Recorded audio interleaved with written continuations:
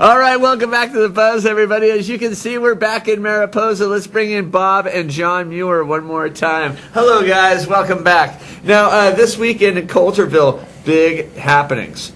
It is a big happenings, and it's not only a celebration. It's kind of a spring thing, but we have there's food, festivities. There's a lot of educational opportunities as well. My friend John here is going to be working some games with the young people. I'll be telling stories, about my grand adventures, and we'll be playing some nature games with the kids where you can have a good time and at the same time learn about nature and our place in nature before we're part of it,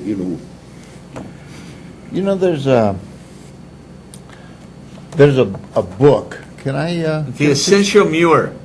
I don't know how well that's showing up in the green screen. Let me see. The Essential Muir, a selection of John Muir's best writings. It's kind of the basic document that the John Muir Center, the Geotourism Center, has. They give out these to a lot of the kids, and I don't know how the program is going to be structured this weekend, but there are some really important values, I think, that are going to come out here, and this is not just a celebration, it's an educational opportunity. One of the things that I think that makes this particular celebration, the Geotourism Center, in a sense, so valuable, not just to Coulterville, not to Mariposa County, but to the whole region, is that the message that John Muir had 160 years ago is probably more relevant today than it ever has been in our history. You mean with global warming and that kind of thing? And global warming, the environmental sensitivity that he brought into our culture and community. There was there's a concept, and I know I'm rambling here, but I'm a city planner by trade. And I had this great conversation with somebody the other day about values. In the Indian cultures, nature is very much a part of their life, and they connect with it. Their sensitivity to nature has been, it's legendary. Our culture, on the other hand, right, is above nature. It's remote. Nature is an abstraction. And as a result, in the Indian world, Native American world, they were more or less in harmony with nature. They respected it. We have to pass laws to teach people to respect nature, and we call it the California Environmental Quality Act.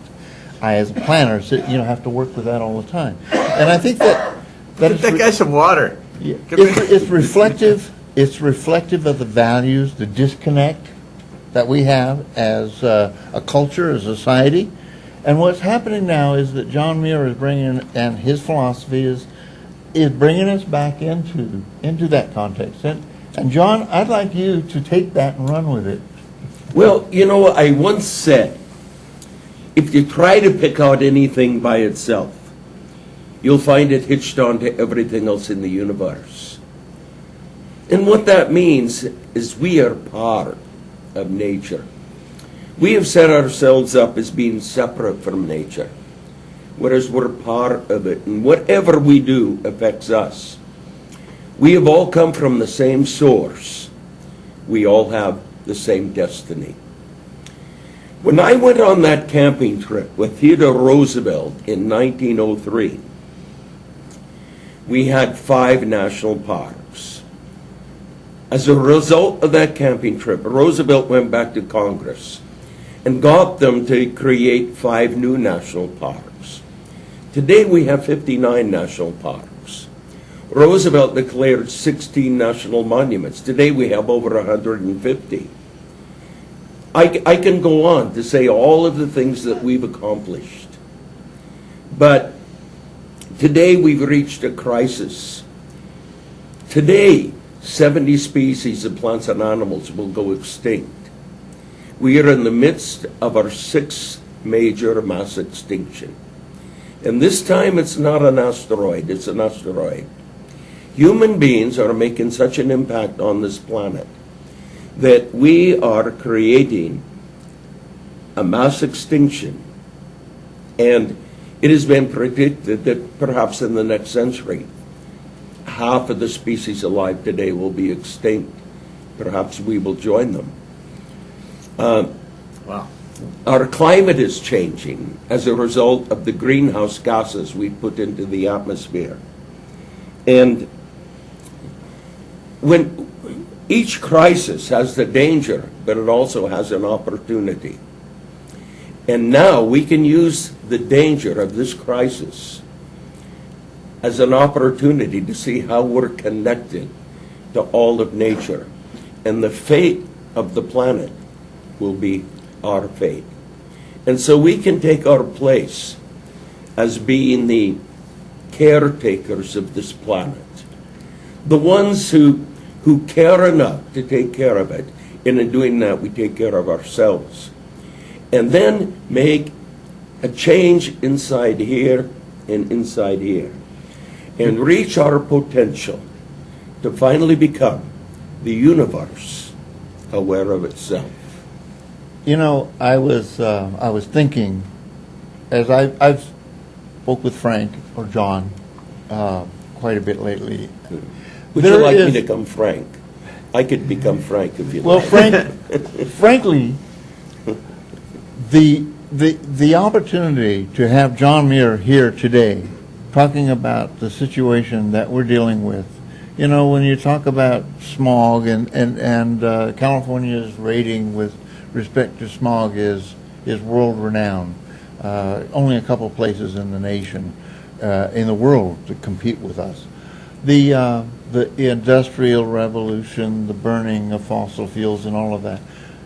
John Muir, if he were here today, you know what he thinks about what we're doing and how it all fits together. But you know, when you think about this program, it's somebody haranguing at you about being environmentally sensitive. Right now, our big crisis is water.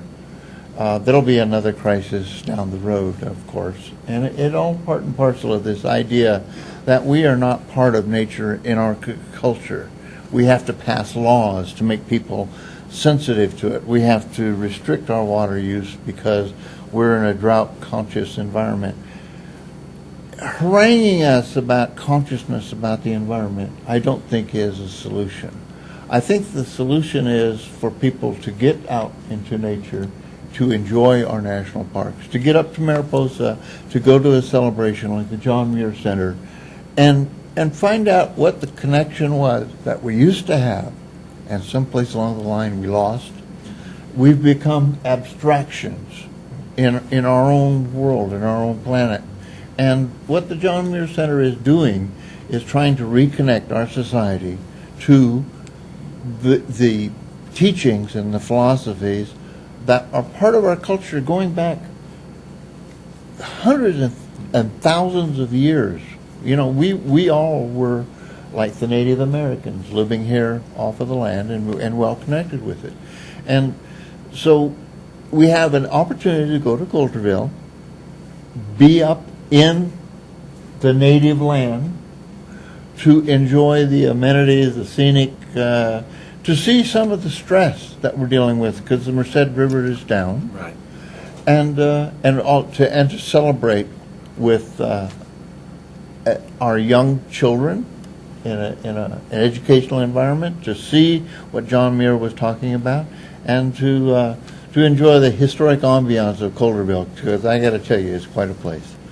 Just before we take off, and I'm sorry that we have to because this is all just really interesting to me. If I were driving to Coulterville, how would I go? If I was coming up from the valley, 99 to 140? height from up 99, I would probably come up 140 and then take the 49 route through the canyon because it's the So most scenic. instead of going right towards Mariposa, you go left towards Coulterville? Going up? Actually, you go through Mariposa. Okay, and then keep on going. And then you turn left at the intersection of 49 and head up through. And it At says the Rite clearly- Aid. Make Right. a left at the Rite Aid. Yeah. Okay. But if most people in Fresno tend to go up Highway 49, and you get to Oakhurst and turn left, or 41. Right. You go to Oakhurst and turn left on Highway 49. Right. I like going both ways. I like coming up one way and going home the other way. It makes it a trip.